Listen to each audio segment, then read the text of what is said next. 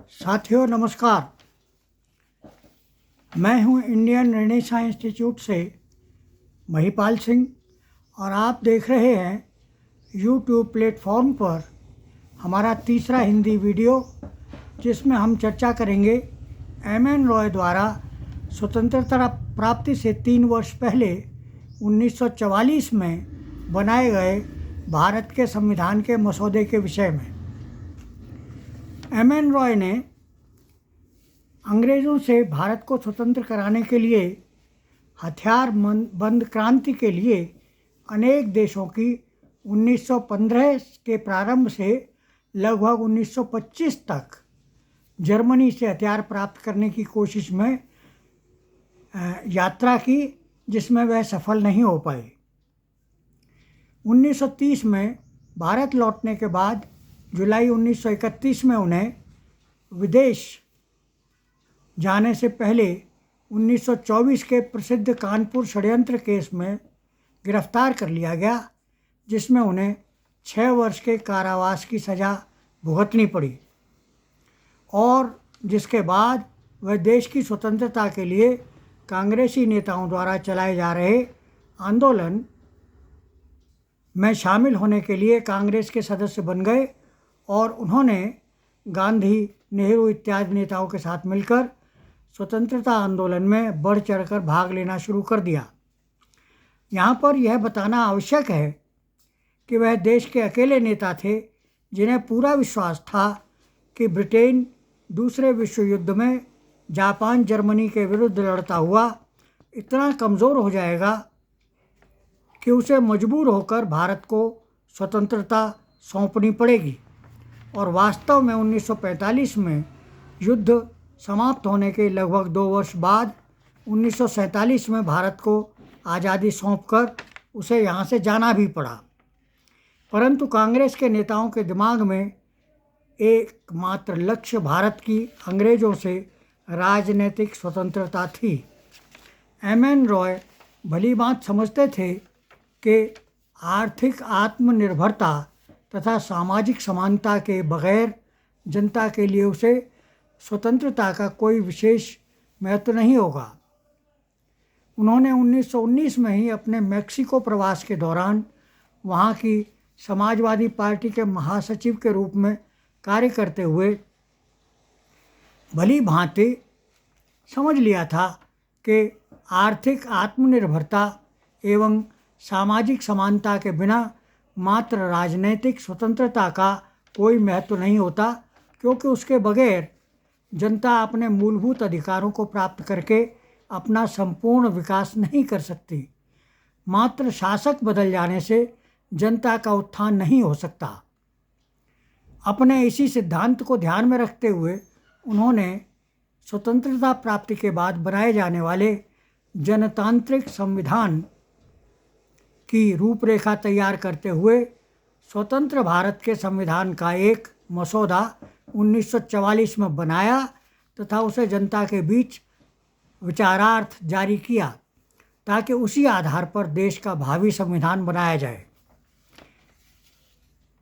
अब हम यहाँ एम.एन. रॉय द्वारा प्रस्तुत किए गए उस मसौदे के महत्वपूर्ण बिंदुओं की चर्चा करेंगे और यह समझने की कोशिश करेंगे कि 26 जनवरी 1950 को लागू किए गए भारत के संविधान तथा राय द्वारा प्रस्तुत किए गए मसौदे में क्या समानताएं और क्या भिन्नताएं हैं और कौन सा संविधान देश की जनता की आकांक्षाओं पर अधिक खरा उतरता है।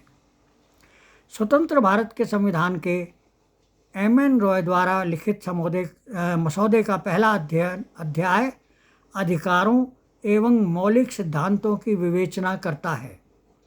इसके पहले अनुच्छेद में कहा गया है कि यह संविधान निम्नलिखित अधिकारों की स्थापना करने तथा जनतांत्रिक स्वतंत्रता के निम्नलिखित सिद्धांतों को लागू करने के उद्देश्य से जारी किया गया है। इन सिद्धांतों में सबसे पहला है कि सर्वोच्च संप्रभुता का पर पूरा अधिकार समस्त जनता का होगा और वह अपने द्वारा चुने गए प्रतिनिधियों के माध्यम से कार्यपालिका और विधायिका दोनों के कार्यों पर सीधा नियंत्रण रखेगी। उसे समाज की राजनीतिक संरचना को बदलने का भी पूरा अधिकार होगा। साथ ही उसे अत्याचार एवं उत्पीड़न के विरुद्ध विद्रोह करने का भी अधिकार होगा। भाषाई तथा सांस्कृतिक समानता पर उनकी अपनी सहमति के आधार पर बने स्वायत्त भारतीय प्रांत मिलकर भारतीय संघ का निर्माण करेंगे।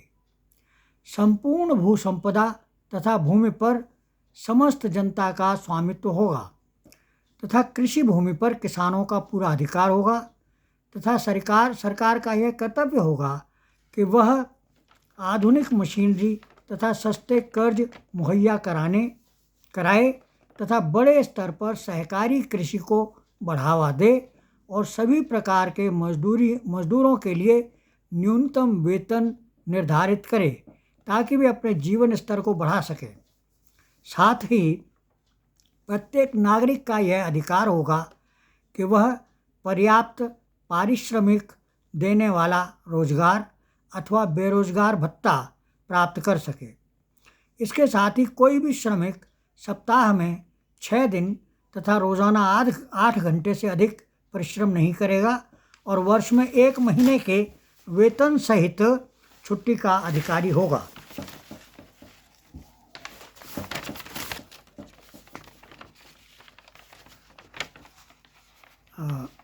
तथा महिलाओं को 3 मास का पूरे वेतन के साथ प्रसूति अवकाश दिया जाएगा। इसके साथ ही यह कानूनी प्रावधान होगा कि बूढ़े, बीमार तथा विकलांग व्यक्तियों को सामाजिक सुरक्षा दी जाएगी। सब बच्चों को 14 वर्ष तक की आयु तक मुफ्त तथा अनिवार्य शिक्षा दी जाएगी तथा सार्वजनिक स्वास्थ्य एवं सफाई सरकार की जिम्मेदारी होगी। हम देखते हैं कि भारत के संविधान में इनमें से अधिकतर पर कानून हैं तथा किसी हद तक उन पर कार्रवाई भी की जाती है, परंतु कुछ कानून ऐसे हैं जो संविधान में तो मौजूद हैं परंतु उनका पालन पूरी तरह से नहीं किया जाता है। अपने अधिकारों की सुरक्षा तथा अपनी आर्थिक स्थिति में सुधार लाने के लिए सभी मजदूरों तथा किसानों को रॉय के मसौदे में भी संघ बनाने की स्वतंत्रता दी गई है और भारतीय संविधान में भी, परंतु वास्तविकता में उसका कितना पालन होता है यह हम सब जानते हैं। सभी नागरिकों को दोनों संविधानों में यह अधिकार दिया गया है कि न्यायालय के आदेश के बिना उन्हें बंदी न बनाया जाए। महिला एवं पुरुषों के लिए समान अधिकारों का भी दोनों में प्रावधान है। जिन अन्य 2 अधिकारों का प्रावधान दोनों में है वह हैं सभी के लिए प्रेस तथा बोलने और अभिव्यक्ति की स्वतंत्रता तथा सभी को अपने ढंग से पूजा का अधिकार। साथ ही राज्य पर यह जिम्मेदारी डाली गई है कि वह अल्पसंख्यकों के अधिकारों की उनकी जनसंख्या के आधार पर सभी निर्वाचित लोक संस्थाओं में आनुपातिक प्रतिनिधित्व देकर उनके अधिकारों की सुरक्षा करेगी। लागू करने के मामले में हम देखते हैं कि इन दोनों प्रावधानों का इस्तेमाल हर शासक दल अपनी विचारधारा के अनुसार करता है। आमतौर पर सरकार तथा उसकी नीतियों की आलोचना को सभी सरकारें सहन नहीं करती हैं तथा आलोचना करने वाले बुद्धिजीवियों, छात्रों, पत्रकारों तथा विरोधी दल के नेताओं पर दमनकारी कार्रवाई करके उनकी आवाज़ को दबाने का प्रयास करती हैं। इसके उदाहरण 1975 में देश में लगे आपातकाल के दौरान इंदिरा गांधी की सरकार के दौरान भी देखे गए, जब प्रेस पर कड़े प्रतिबंध लगाए गए तथा 2014 के बाद देश में आई नरेंद्र मोदी के नेतृत्व वाली भारतीय जनता पार्टी की सरकार आने के बाद से छात्रों, बुद्धिजीवियों, विपक्षी नेताओं आदि की गिरफ्तारियां UAPA जैसे आतंकवादी गतिविधि निरोधक कानून जैसे सख्त कानूनों के अंतर्गत की जा रही है, जिनमें जमानत मिलना भी बहुत कठिन है। जैसा कि हम सभी जानते हैं कि ऐसे सख्त कानूनों का दुरुपयोग करके सरकार लोगों की अभिव्यक्ति की स्वतंत्रता का दमन कर रही है, ताकि उसकी आलोचना करके उसकी कमियों को उजागर न किया जा सके।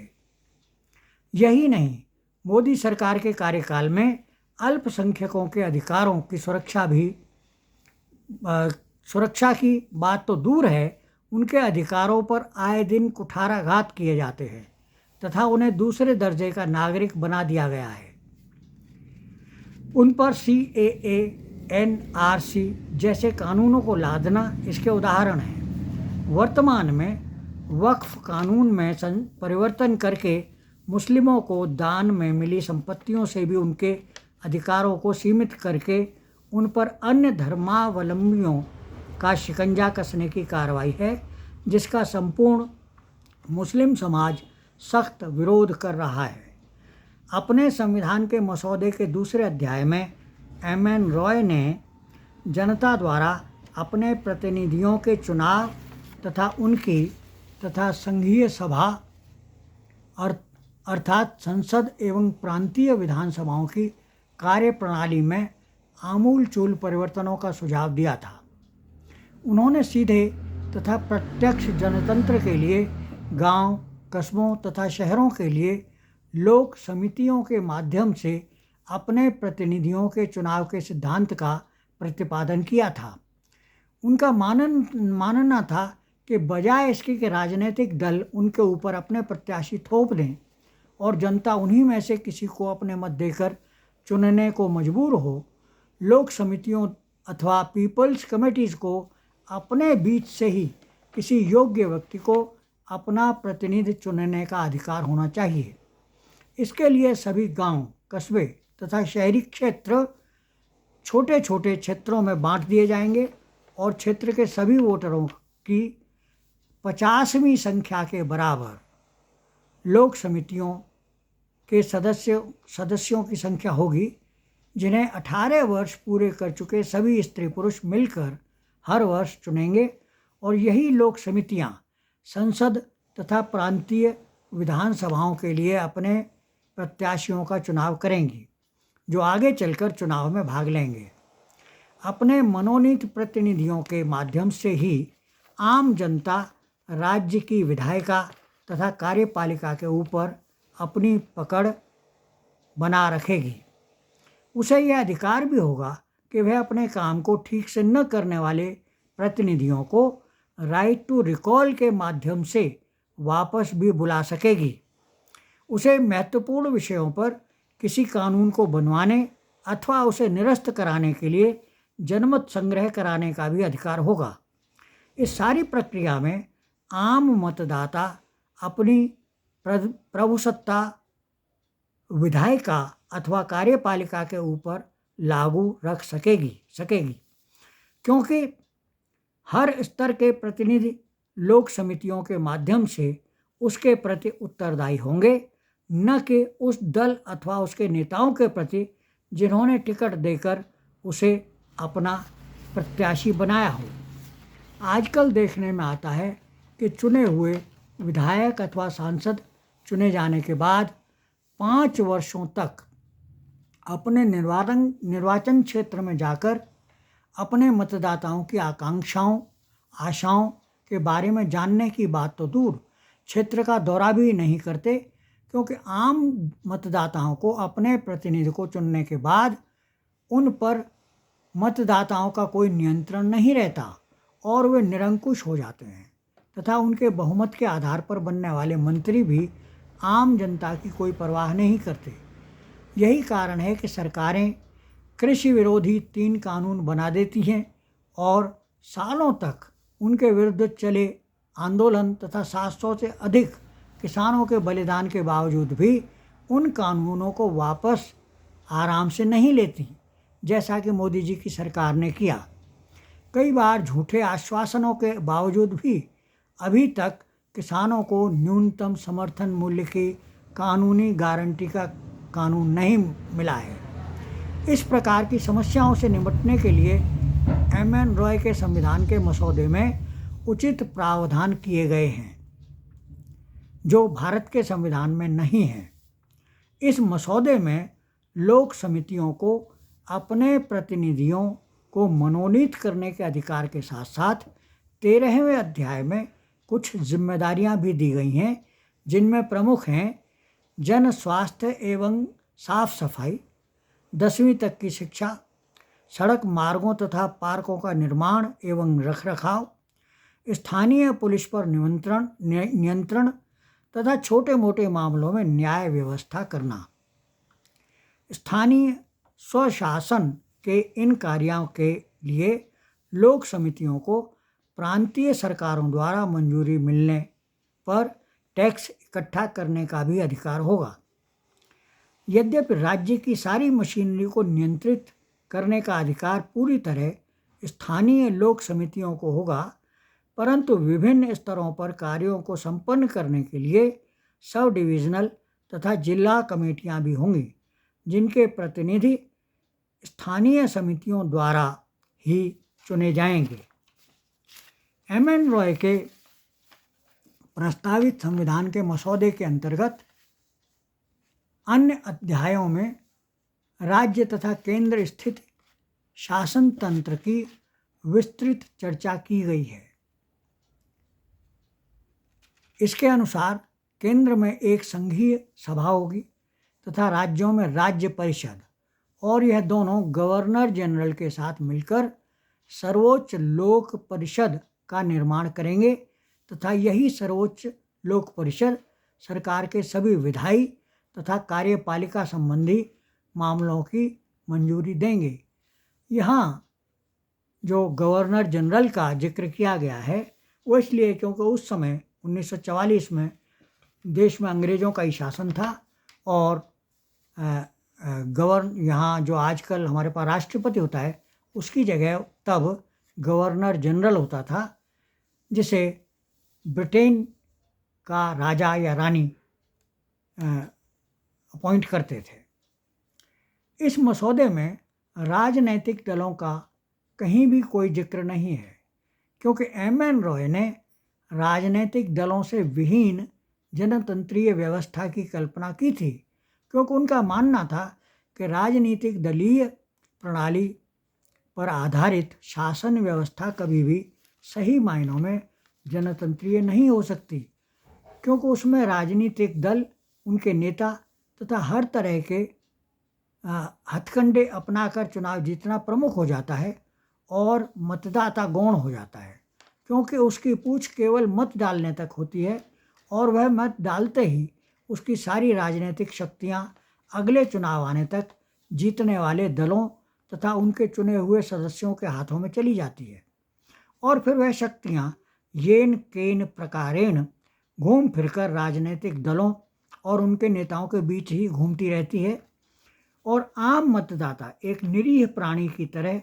शासक वर्गों के हाथ की कठपुतली बनकर रह जाता है और उसे अपने जीवन के विषय में कोई भी निर्णय लेने का अधिकार नहीं रहता, क्योंकि हर चीज़ में वह शासक दल की दया का पात्र बनकर रह जाता है।